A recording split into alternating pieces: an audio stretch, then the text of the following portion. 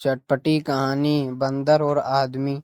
एक बार की बात है, एक टोपिया बेचने वाला पड़ोस के हाट बाजार से टोपिया बेचकर अपने गांव लौट रहा था। दिन भर के बाद वह काफी थक गया था। तब रास्ते में एक पेड़ के नीचे वह कुछ देर सुस्ताने के लिए बैठ गया।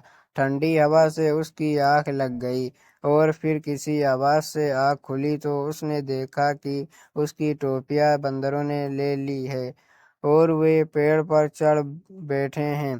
टोपी वाले ने एक दो पत्थर फेंके पर बंदर टोपिया छोड़ने तैयार ही नहीं थे। तब टोपी वाले को एक ख्याल आया। उसने अपने सिर पर लगी टोपी निकाली और जमीन पर फेंक दी। बंदरों ने यह देखा तो उन्होंने भी अपने सिर की टोपियों को नीचे फेंक दिया। टोपी वाले ने सारी टोपियां एकत्र की और घर आ गया। बड़ा नुकसान होने से बच गया था। उसने घर आकर वह बात अपने बच्चों को बताई। कुछ सालों में टोपी बेचने वाले का लड़का बड़ा हो गया और वो भी टोपी बेचने का काम करने लगा। एक दिन वह भी टोपी बेचने के सिलसिले में पड़ोस के गांव गया।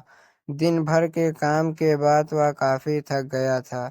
घर लौटते समय उसके मन में विचार आया कि क्यों ना कुछ देर आराम कर लूं। वह एक पेड़ के नीचे सो गया। कुछ देर बाद जब वह उठा तो देखा कि बंदरों ने उसकी टोपियों पर धावा बोलते हुए सारा माल हथिया लिया है। टोपी वाले को अपने पिता का किस्सा याद आया। वह तुरंत पेड़ के सामने जाकर खड़ा हुआ और उसने अपने सिर पर पहली टोपी निकाल कर जमीन पर पटक दी।